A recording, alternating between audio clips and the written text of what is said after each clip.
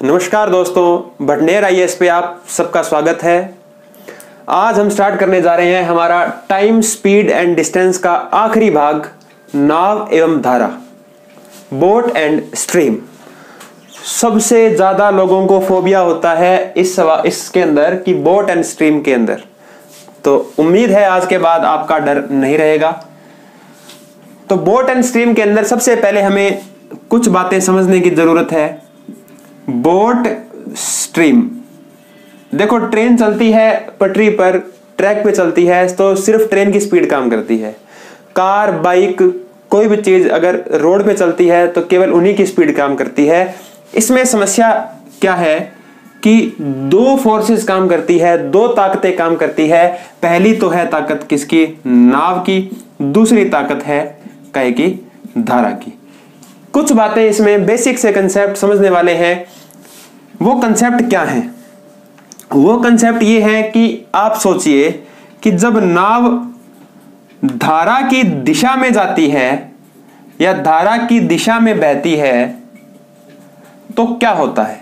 नाव जब धारा की दिशा में बहती है तो स्पीड उसकी इंक्रीज होती है, क्योंकि वहां पर दोनों ताकतें अपना अपना जोर लगा रही है। नाव अपनी जोर लगा रही है और उसको सहारा मिल रहा है किससे? धारा से।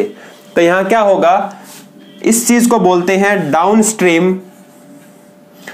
हिंदी में बात करें तो इसे बोलते हैं अनुप्रवाह। डाउन स्ट्रीम या अनुप्रवाह। साधारण भाषा में बात की जाए तो नाव जब जा रही हो धारा की दिशा के अंदर उसे बोलते हैं अनुप्रवाह। तो यहां पर क्या होता है दोस्तों? बोट और स्ट्रीम की स्पीड ऐड हो जाती है, क्योंकि स्ट्रीम जो है, धारा जो है, वो नाव को सहारा देती है। उसी प्रकार दूसरी बात की जाए कि नाव चल रही है धारा के विपरीत। अब यहां पर एक चीज सोचने वाली है कि जब नाव धारा के विपरीत चलती है तो होता क्या है?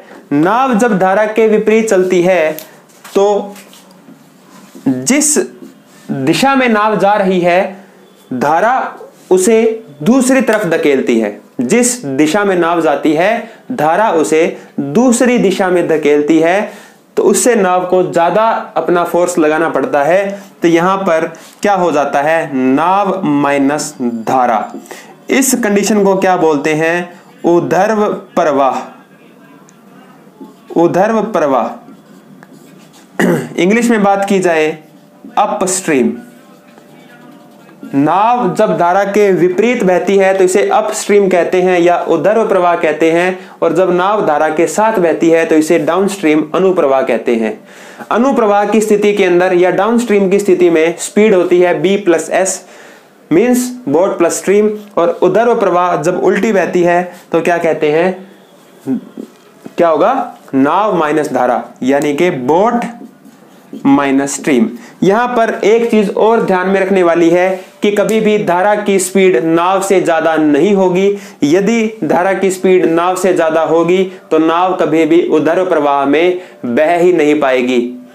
तो धारा की जो गति होती है, स्ट्रीम की जो स्पीड होती है, the speed of stream is always less than the speed of boat. Boat की स्पीड से हमेशा धारा की स्पीड क्या होगी? कम रहेगी। Down stream boat plus stream हो जाएगा, up stream boat minus stream हो जाएगा। यहां पर एक दो चीजें और हमारे सीखने लायक हैं, जो कि क्या है? बहुत सी किताबों में आपको फॉर्मूले मिलते हैं कि जब बोट अप स्ट्रीम दे रखी हो, डाउन स्ट्रीम दे रखी हो, तो गति ज्ञात करो नाव की और धारा की। ऐसा होता क्यों है? वो फॉर्मूले आखिरकार कहां से बनते हैं ये देखिएगा। मैंने आपको बताया कि बोट प्लस स्ट्रीम बराबर क्या होता है? डाउन स्ट्रीम, यानी कि अनुप्रवाह। क्या होता है? अनुप्रवाह। और बोट माइनस स्ट्रीम क्या होता है? यू, यानी कि अपस्ट्रीम, ऊर्ध्व प्रवाह।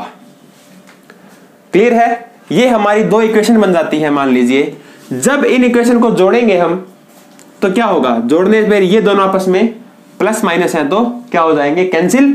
इधर क्या आएगा? बोट बोट, दो बोट बराबर D+U। बोट बराबर क्या हो जाएगा, d प्लस यू अपॉन में 2। यही होगा। आपने किसी किताब में पढ़ा होगा या हमने बचपन में सीखा था कि बोट की क्या निकालनी हो, स्पीड निकालनी हो तो ऊर्ध्व प्रवाह और अनुप्रवाह को जोड़कर भाग कर देंगे 2 का। यही हमने पढ़ा था।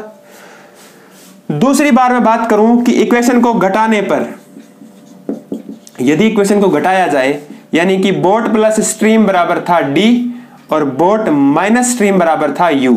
अब यदि इक्वेशन को घटाया जाए तो घटाने पर क्या बताया था मैंने आपको, निशान बदल जाते हैं। तो बोट में से बोट क्या हो जाएगा, कैंसिल। दोनों प्लस के स्ट्रीम हैं, 2 स्ट्रीम बराबर down stream minus up stream, d minus u।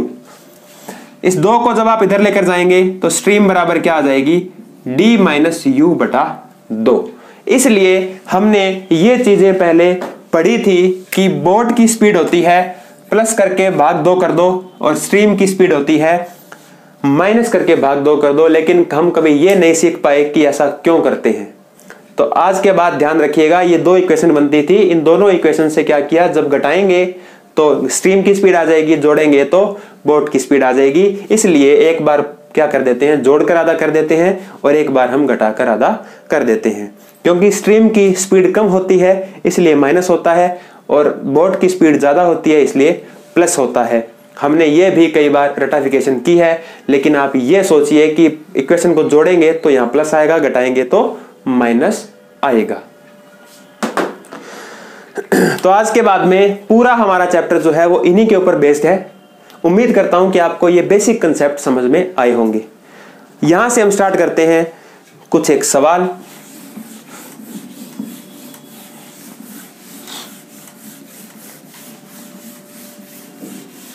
तो देखते हैं हमारा पहला सवाल क्या है।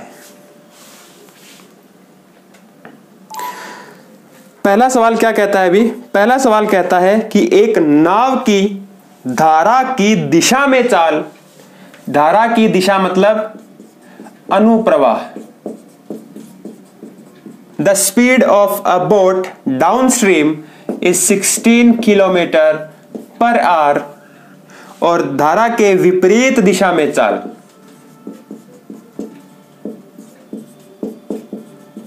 And the upstream speed of the boat is 6 kilometre per hour, then find out the speed of boat and stream. आपको बताना है कि नाव की चाल क्या होगी और धारा की चाल क्या होगी। दोस्तों मैंने अब आपको अभी बताया कि नाव की चाल निकालनी हो तो अपस्ट्रीम और डाउनस्ट्रीम दोनों को जोड़ दीजिएगा, ऊर्ध्व प्रवाह और अनुप्रवाह दोनों को जोड़कर बटा 2 कर दीजिए, और धारा की स्पीड निकालनी हो तो घटाकर बटा 2 कर दीजिए। आपका आंसर आ जाएगा 16 6 22 बटा 2 करेंगे 11, और 16 माइनस 6 बटा 2 करेंगे तो 5 किलोमीटर पर आवर और 11 किलोमीटर पर आवर। समझने वाला कुछ था ही नहीं। समझने वाली जो चीजें थी वो मैंने आपको पहले समझा दी थी, यहां तो सिर्फ हमें आंसर निकालना था। देखते हैं अगला सवाल क्या कहता है। एक नाव धारा की दिशा में 40 किलोमीटर जाने में 5 घंटे लेती है। धारा की दिशा में downstream a boat take 5 hours in 40 kilometers। 5 घंटे लेती है कितने में, 40 किलोमीटर पार करने में। क्या है ये, डाउनस्ट्रीम। एंड अपस्ट्रीम 32 किलोमीटर जाने में 8 घंटे लेती है। धारा के विपरीत जाने में क्या लेती है, धारा के विपरीत जाने में 32 किलोमीटर में 8 घंटे, 8 hours in 32 किलोमीटर अपस्ट्रीम। आपको बताना है शांत जल में नाव की चाल क्या होगी। ओनली आपको बोट की चाल बतानी है। अभी तक पिछले सवाल में सब कुछ उसने निकाल के दे रखा था, कोई बात नहीं, यहां पर हम निकाल लेंगे। हमने बहुत अच्छे से सीखा टाइम, स्पीड एंड डिस्टेंस को, तो वो कंसेप्ट हम जब यहां लगाएंगे तो 5 घंटे में 40 किलोमीटर दूरी दे रखी है, समय दे रखा है। क्या हम चाल की गणना नहीं कर सकते? बिल्कुल कर सकते हैं। चाल क्या आ जाएगी आपकी, दूरी बटे में समय, दूरी बटे समय करोगे 5 समय आ गया, 40 दूरी आ गई, 40 अपॉन में 5 is equal to 8 kilometre per hour. उसी प्रकार 8 घंटे में 32 किलोमीटर, तो 32 बटे में 8 करेंगे तो 4 किलोमीटर पर आवर। 4 किलोमीटर प्रति घंटा और 8 किलोमीटर प्रति घंटा कहां से आया? हमें टाइम दे रखा था, हमें डिस्टेंस दे रखी थी, वहां से हमने क्या निकाल ली? चाल निकाल ली। जब हमारी डाउनस्ट्रीम स्पीड आ गई, अनुप्रवाह चाल आ गई, अपस्ट्रीम स्पीड आ गई, ऊर्ध्व प्रवाह चाल आ गई, हम क्या निकाल सकते हैं? हम धारा की चाल और नाव की चाल निकाल सकते हैं। दोस्तों, नाव की चाल क्या होती है? डाउनस्ट्रीम और अपस्ट्रीम को ऐड करके डिवाइड बाय 2 कर दीजिए। 8 और 4 12, 8 प्लस 4 करके डिवाइड बाय 2 करेंगे, 8 और 4 12, 12 का 2 से भाग करेंगे, 6 किलोमीटर पर आवर आपका उत्तर आएगा। यहां से आप क्या निकाल सकते हैं? नाव और धारा दोनों की चाल निकाल सकते हैं। हमसे नाव की पूछी गई थी, हमने नाव की चाल ज्ञात कर ली। अगला सवाल देखिए, स्थान ए से बी की दूरी 27 किलोमीटर है। स्थान ए से बी की दूरी 27 किलोमीटर है। अंडरस्टैंड? नाव की शांत जल में चाल 12 किलोमीटर प्रति घंटा है। नाव की चाल कितनी है? 12 किलोमीटर पर आवर। नदी की चाल मतलब नदी नहीं चलती कभी भी, पानी चलता है, यानी कि एक तरह से क्या दे रखा है आपको? धारा की चाल दे रखी है, जो क्या है? 6 किलोमीटर पर आवर है। तो बताइए, जाकर वापस आने में कितना समय नाव को लगेगा? The distance between A and B is 27 kilometer. The speed of boat is 12 kilometer per hour and the speed of stream is 6 kilometer per hour. Then find out how much time it takes to go from A to B and return. देखते हैं दोस्तों, 27 kilometre. अब आप चाहे नदी इधर बह रही है चाहे इधर बह रही है, उससे हमें फर्क नहीं पड़ता। हमें फर्क पड़ता है क्योंकि इसने हमसे क्या पूछा कि जाकर आने में कितना समय लगेगा। तो जब एक तरफ जाएगी चाहे आएगी, एक तरफ तो क्या चलना पड़ेगा? उसको धारा के साथ चलना पड़ेगा और दूसरी तरफ क्या चलना पड़ेगा? धारा के विपरीत। जब भी आपको एक दिशा में पूछेगा कि ए से बी तक जाने में कितना समय लगेगा, तो आपको जरूर दिया गया होगा कि धारा किस दिशा में बह रही है। ऐसा कभी नहीं होगा कि धारा की दिशा नहीं दे रखी और आपसे केवल जाने या केवल आने का समय पूछा गया हो। अगर पूछा गया हो तो कांट बी डिटरमाइंड, ज्ञात नहीं किया जा सकता। इसमें पूछा है जाकर आने में। यह सवाल में हम उत्तर निकाल सकते हैं, क्योंकि जब जाएगी चाहे आएगी, एक बार तो धारा के साथ चलेगी, दूसरी दफा धारा के विपरीत उसे चलना पड़ेगा। तो एक बार जब साथ चलेगी तो स्पीड क्या होगी बताइए?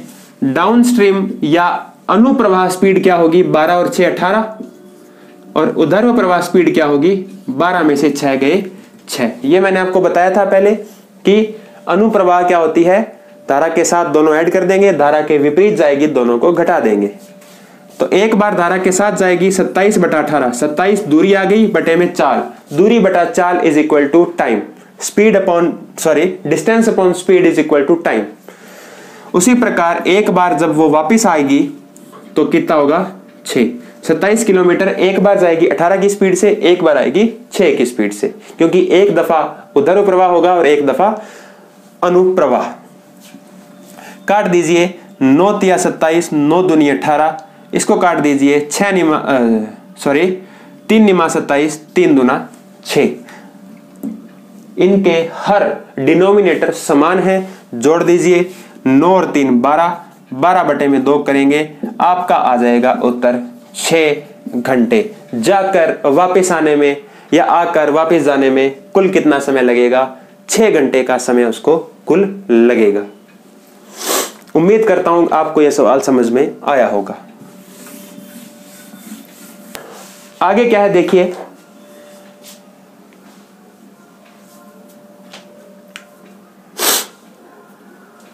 एक नाव जाकर वापस आने में 5 घंटे का समय लेती है।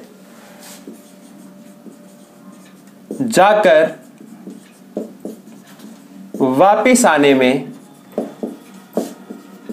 5 घंटे का समय लेती है। A boat takes 5 hours to go from A and B and return। शांत जल में नाव की चाल, शांत जल में नाव की चाल, द स्पीड ऑफ बोट आपको दे रखी है क्या, 10 किलोमीटर प्रति घंटा। दूरी आपको दे रखी है, डिस्टेंस आपको दे रखी है 21 kilometre, the distance is 21 kilometre. आपको बताना है धारा की चाल क्या होगी। इस सवाल के लिए आपको मैं एक सुझाव देना चाहूंगा, इन सवालों को हमेशा आप किया कीजिए बाय ऑप्शन। सबसे बढ़िया तरीका है बाय ऑप्शन करने का। अब आप कहोगे क्यों, इसको सॉल्व करना इतना क्यों है, टाइम कंज्यूमिंग क्यों है। देखते हैं क्यों है। डिस्टेंस क्या है आपकी 21, एक बार जाएगी तो जाने की दफा में उसका क्या रहेगा, 10 किलोमीटर पर आवर नाव की स्पीड थी। तो एक बार तो क्या होगा, 10 प्लस स्ट्रीम, यही होगा। चाहे एक बार माइनस ले लीजिए, उससे कोई फर्क नहीं पड़ता, क्योंकि जाकर वापस आने में उसको 5 घंटा लगता है। और एक बार क्या लगेगा, 10 माइनस स्ट्रीम। ये जाने में लगा समय, 21 किलोमीटर गई अनुप्रवाह, 21 किलोमीटर वापस आई उधार प्रवाह। दूरी बटा में चाल, दूरी बटा में चाल, जाने में लगा समय प्लस आने में लगा समय, जो कि आपको क्या दे रखा है, 5 घंटे। यहां पर आप क्या करेंगे, यहां पर मेरी एडवाइस आपको यह रहेगी, क्योंकि यहां पर क्या बन जाएगी, क्वाड्रेटिक इक्वेशन। क्वाड्रेटिक इक्वेशन पढ़ने से अच्छा है, आपको 4 ऑप्शन दिए गए होंगे, चारों ऑप्शन में एक एक ऑप्शन यहां पर रख के देख लीजिएगा। एस की जगह पर जहां पर ये 5 आ रहा हो, जहां पर सेटिस्फाइड हो रहा हो, वो आपका क्या हो जाएगा, जवाब हो जाएगा। तो आप एक काम कीजिएगा, यहां पर क्या कर लेंगे, यहां पर आप स्ट्रीम को क्या कर लेंगे, ऑप्शन से अज्यूम कर लेंगे। 4 ऑप्शन आएंगे, चारों ऑप्शन एक एक बार रख कर देखेंगे तो क्या आएगा, आपका आंसर आ जाएगा। मैं आपको बता देता हूं कि बेसिक से कैसे होगा। लघुत्तम क्या आ जाएगा इसका, 10 प्लस एस और 10 माइनस एस, ये इसका एलसीएम आएगा। 21 मैंने क्या ले लिया, बाहर कॉमन ले लिया, 21 मैंने कॉमन ले लिया था, अंदर क्या बचा था, ये 21 मैंने कॉमन ले लिया, अंदर क्या बचा था, अंदर क्या बचा था, 1/10 प्लस एस और 1/10 माइनस एस। तो 10 प्लस एस से 10 प्लस एस गया, बच क्या गया, 10 माइनस एस। उसी प्रकार 10 माइनस एस से 10 माइनस एस गया, बच क्या गया, 10 प्लस एस। हुआ क्या, एस से एस क्या हो गया, कैंसिल। एस से एस क्या हो गया, कैंसिल, क्योंकि ये माइनस का था और ये प्लस का था। बराबर दे रखा है आपको, 5 दे ही रखा था बराबर में। होगा क्या, 10 और 10 क्या हो जाएगा, 20, 21 गुणा में 20, 21 इंटू में क्या होगा, 10 और 10 20, अपॉन में क्या था, 10 प्लस एस और 10 माइनस एस। मेरे जिन दोस्तों को नहीं पता, मैं बता देता हूं आपको कि a प्लस बी और a माइनस बी, हालांकि आपने पढ़ा भी होगा बचपन में, क्या होता है, a square minus B square. तो क्या होगा, a स्क्वायर 10 की स्क्वायर माइनस बोट s की स्क्वायर बराबर 5। इसके बाद में इस सवाल को मैं यहां कर रहा हूं, देख लीजिएगा। ये क्या था, 21 गुणा 20, 21 गुणा 20, 5 पे काट दीजिए इसको, 5 4 जा 20, 5 4 जा 20। यहां पर 0 नहीं बचा, यहां पर 1 बचा है। ये बच्चे बहुत बार गलती करते हैं कि 5 में कट गया सर 0 हो गया, 5 पे भाग दिया है, माइनस नहीं किया। 5 एकम 5 और 5 चौका 20, इधर क्या बच गया, 21 चौके 21 4 जा 84, 84 बराबर 10 की स्क्वायर 100 माइनस एस की स्क्वायर, एस की स्क्वायर। आप कहोगे सर वहां क्यों ले गए बराबर के, क्योंकि ये इधर बटे में थे, इधर 1 था, इधर जाएंगे तो गुणा में हो जाएंगे। एस स्क्वायर को इधर ले आइए, 84 को उधर ले जाइए, तो 100 माइनस 84, एस स्क्वायर बराबर 16, एस स्क्वायर बराबर 16, स्क्वायर हटाने के लिए दोनों तरफ रूट कर दूंगा मैं। 16 की रूट क्या होती है दोस्तों? 4 किलोमीटर पर आवर। इसलिए मैंने कहा था इतना लंबा पेपर में नहीं करते, आप इसको बाई ऑप्शन करेंगे, आपके लिए ये सवाल छोटा हो जाएगा, इसलिए सवाल को बाई ऑप्शन कीजिएगा। बाकी मैंने मेरी तरफ से आपको बेसिक कंसेप्ट भी इसका समझा दिया है, किस तरीके से आपका स्पीड आ जाएगा 4 किलोमीटर पर आवर। आगे देखते हैं।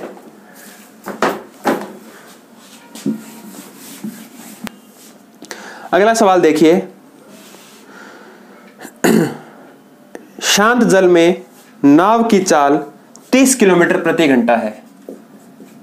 द स्पीड ऑफ बोट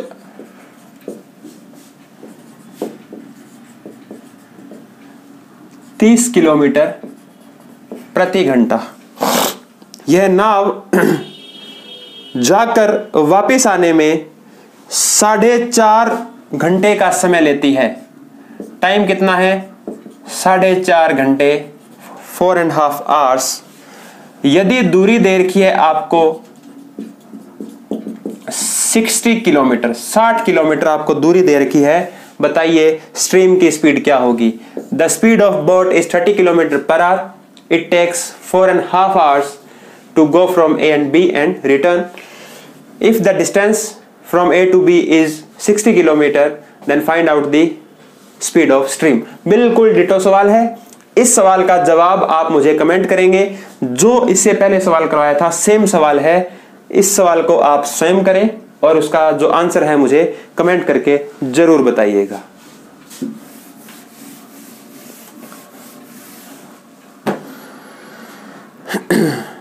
आगे क्या सवाल है?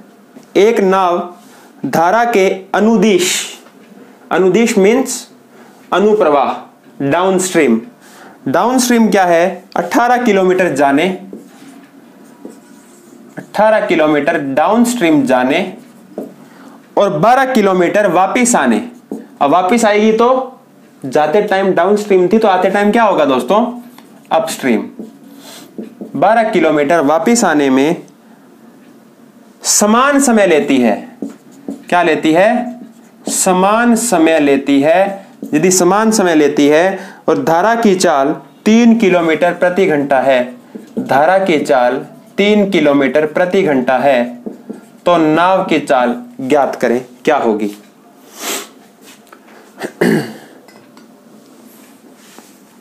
A boat takes same time to go downstream 18 kilometer and upstream 12 kilometers. If the speed of stream is 3 kilometer per hour, then find out the speed of boat. 18 kilometre जाने में और 12 kilometre आने में समान समय ले रही है। आप मुझे एक बात बताइए कि समय क्या है आपका? समान समय ले रही है। जब समय समान है तो आपको दूरी क्या दे रखी है दोस्तों? दूरी दे रखी है आपको डाउनस्ट्रीम रेशियो अपस्ट्रीम 12 अनुपात, sorry downstream upon ratio upstream है आपका कितना? 18 और 12। डाउनस्ट्रीम और अपस्ट्रीम का रेशियो दे रखा है 18 12। क्या है यहां पर?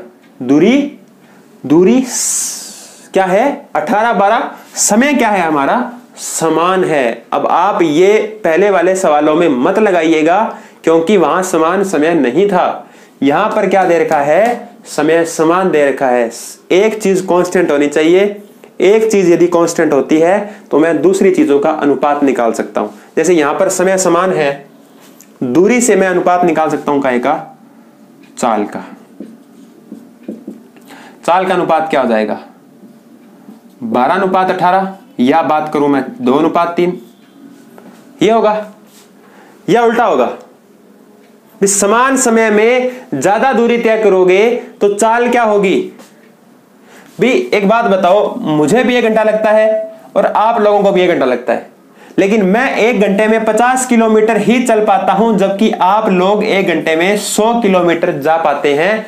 तो इसका मतलब क्या है? समान समय में ज्यादा दूरी क्यों तय कर पा रहे हैं आप कहोगे सर मेरी स्पीड ज्यादा थी, ज्यादा थी ना, तो स्पीड ज्यादा होती है तो दूरी भी क्या होती है, अगर समान समय में स्पीड ज्यादा होती है तो दूरी भी क्या होती है, ज्यादा। तो दूरी और चाल एक दूसरे के रेसिप्रोकल नहीं होते, बल्कि क्या होते हैं, अनुक्रमानुपाती होते हैं, डायरेक्टली प्रोपोर्शनल होते हैं, ना कि इनवर्सली प्रोपोर्शनल होते हैं। क्यों? क्योंकि स्पीड बढ़ती है तो उतने ही समय में दूरी भी क्या होती है, ज्यादा तय कर पाते हैं हम। तो ये चाल का अनुपात भी क्या आएगा, 18:12।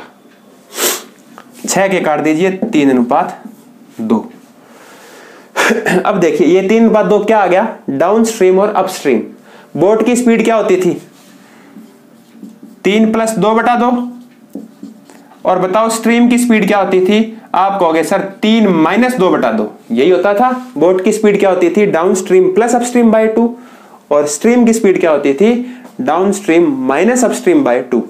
2 से 2 कैंसिल हो गया, क्या आ गया, 5:1। बहुत ही खूबसूरत तरीका है ये सवाल करने का, इस पे अपनी कमांड बनाइएगा, मजा आएगा आपको इस सवाल करने में कि बोट और स्ट्रीम कैसे कहां से निकाल लेंगे। जब डाउन और अप का मेरे पास रेशियो आ गया तो 3 + 2/2 करूंगा तो बोट आ जाएगी, और 3 - 2/2 करूंगा तो स्ट्रीम आ जाएगी। यहां से मेरा रेशियो आ जाएगा बोट और स्ट्रीम का। दोनों में से एक चीज आपको दी गई होगी, दूसरी आपसे पूछी गई होगी। जैसे यहां पर धारा की स्पीड दे रखी है, 3 बराबर किसके हो जाएगा, 1 के। क्यों हो जाएगा, उसके लिए आप चैप्टर देखें रेशियो एंड प्रोपोर्शन। उसमें मैंने आपको बहुत अच्छे से बताया था कि क्यों ऐसा होता है, बटे में कौन आता है, गुणा में कौन आता है। 3 वैल्यू क्या कई की है, 1 की। हमें कई की वैल्यू चाहिए, 5 की। इंटू 5 कर देंगे, मेरा क्या आ जाएगा, 15 आंसर आ जाएगा। हमारा आंसर क्या आ जाएगा, 15 आ जाएगा। 3 गुणा में 5 किया, हमारा आंसर क्या आ जाएगा, 15। क्योंकि 3 1 की वैल्यू है तो 5 की वैल्यू क्या होगी, 15 km/h। दोस्तों ये था हमारा नाव एवं धारा, बोट एंड स्ट्रीम। मैथ एक ऐसा सब्जेक्ट है, इसका कोई अंत नहीं है। मैथ क्या, चाहे कोई भी सब्जेक्ट है, उसका कोई अंत नहीं है। लेकिन हमने इतना पढ़ लिया जितना आपके एग्जाम में आता है। अब यदि मान लीजिए कोई ऐसा सवाल आ जाए जो नहीं निकल पाए, तो मैंने आपको बहुत ही अच्छा तरीका बताया था कि आप क्या करेंगे, बाई ऑप्शन लेंगे। ऐसा होगा नहीं कि सवाल बाहर आए इससे, लेकिन फिर भी मैंने आपको बता दिया कि आप क्या किया कीजिए, बाई ऑप्शन लेकर, यानी कि ऑप्शन में से चारों उठा कर क्या देख लीजिए कि कौन सा ऑप्शन सही है। वो तरीका सबसे बेस्ट रहता है। इसके अलावा आप खुद सवाल कीजिए, आपके पास जो भी सोर्सेज हैं उनसे सवाल कीजिए। कोई भी अगर डाउट आता है आपको तो आप क्या करेंगे, हमारा जो फेसबुक एक पेज है और एक ग्रुप है, तो जो ग्रुप है हमारा, उस ग्रुप में आप अगर अपना कोई डाउट डालेंगे तो आपको उसका जवाब, हम जरूर प्रयास करेंगे कि आपको उसका जवाब दे पाए। तो इसलिए ये हमारा था पूरा का पूरा नाव एंड धारा। इसके अलावा कोई और सवाल आता है तो बाई ऑप्शन कीजिए। फिर भी कोई डाउट है आपका तो उसको आप हमारे ग्रुप में डाल सकते हैं। उम्मीद करता हूं कि आपको ये लेक्चर अच्छा लगा होगा। अगर अच्छा लगा है तो लाइक और शेयर जरूर कीजिएगा ताकि हमें भी मोटिवेशन मिलता रहे। कल हम दोबारा इसी समय दोबारा मिलेंगे। तब तक के लिए अपना ख्याल रखिए। धन्यवाद।